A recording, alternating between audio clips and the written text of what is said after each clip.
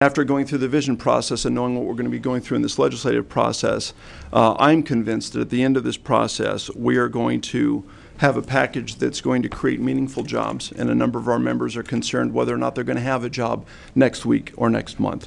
That money is going to create not just short-term jobs for construction, but will create an enhancement to what is really an economic life structure for enhancing our economy. It's the lifeblood of our economy.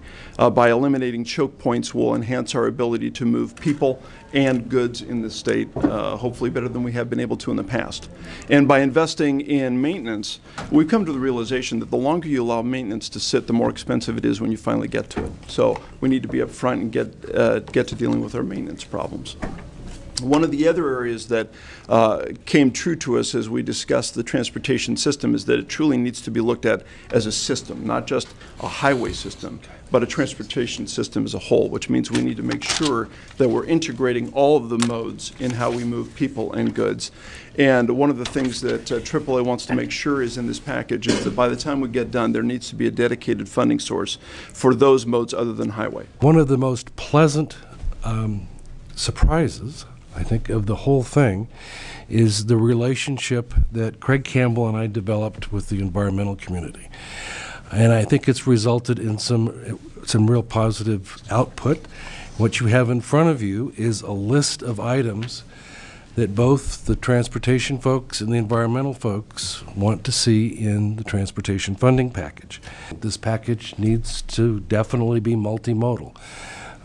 Not only on the passenger side with transit and those kinds of things, but also on the freight side. The continuation of Connect Oregon, or Connect Oregon 3, is part of this package, and we think that's very positive.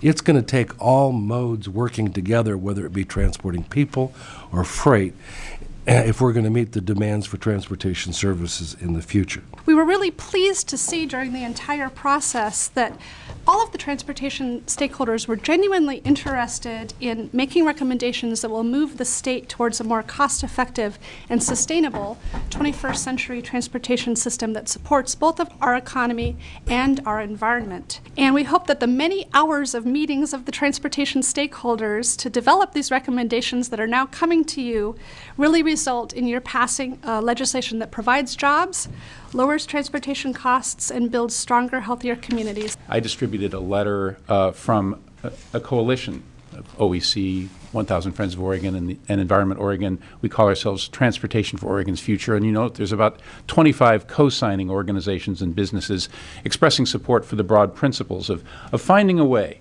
to significantly expand the resources available to the state of Oregon to maintain and modernize our transportation network, with a clear understanding that most of that money is going to the roads and bridges that are the sole beneficiaries under our Constitution of the Highway Trust Fund.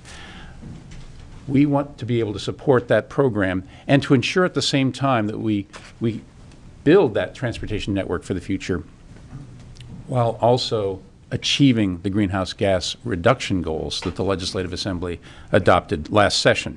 I do a lot of traveling to other states and involved with transportation professionals in other states, and it's always refreshing to come home to Oregon because Oregon has a national reputation for being able to balance economic development, freight mobility, people mobility, and land use in a cohesive package that a lot of other states cannot get right.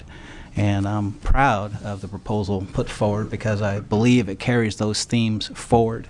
Failing to adequately invest in the transportation system may cost Oregon's economy $1.7 billion annually and 16,000 permanent jobs by 2025. As well as significant numbers of short-term construction jobs. We think this should be viewed as unacceptable. The Vision Committee brought together a broad and diverse group of stakeholders to develop a package that addresses the variety of transportation needs and impacts around the state, the need to move goods reliably and efficiently, the need to provide transportation options for both people and freight, the need to address the impacts of the transportation system on our climate. All of these issues were considered and taken into account in the Vision Committee recommendations that form the basis of the jobs and transportation package in front of you. I do believe this is a jobs bill. The Western States Petroleum Petroleum Association does support a transportation package. We think it's important. We think there is a multimodal piece that's important, as well as the highway portions. I wanted to give you a flavor of what my folks are looking at. The cement masons, these are statewide numbers. These are people actually on the out-of-work list, not people that are missing a few days or working part-time. They have been laid off. The cement masons are at 17% unemployment. Pete Savage with the carpenters yesterday told me they're at 25% unemployed. The iron workers are doing fairly well. About 10% of their journeymen, and they're doing well because of a massive job at Intel and a lot of wind turbines going up in eastern Oregon. However, Kevin Jensen told me, he says, my real problem is my apprentices. If I add my apprentices in there, I'm well over 15%. As we ramped up, as Mel's folks did, we ramped up our apprentices in order to meet the demand for construction workers with the OTIA 3 project. We're now beginning to lose those young people because they don't have a work, and so they're moving into other professions. The laborers, Local 320, which represents the highway construction laborers in Oregon, just past 20% unemployment. Notwithstanding the budget difficulties that you and we are all dealing with, I would suggest to you that this still will be a defining issue in the legislature this session, because indeed it's part of the state's economic recovery strategy. It's comprehensive, it's visionary, it's multimodal, it's green, and it also raises badly needed new revenues for our transportation system. I want to thank the governor for this comprehensive look at transportation funding. It's the first time, I think, in my experiences at the legislature where we've brought together a variety of interests to look at transportation and transportation funding, not just the automobile, but other modes at this point. The Association of Oregon Counties supports a transportation funding package, the passage of that this session.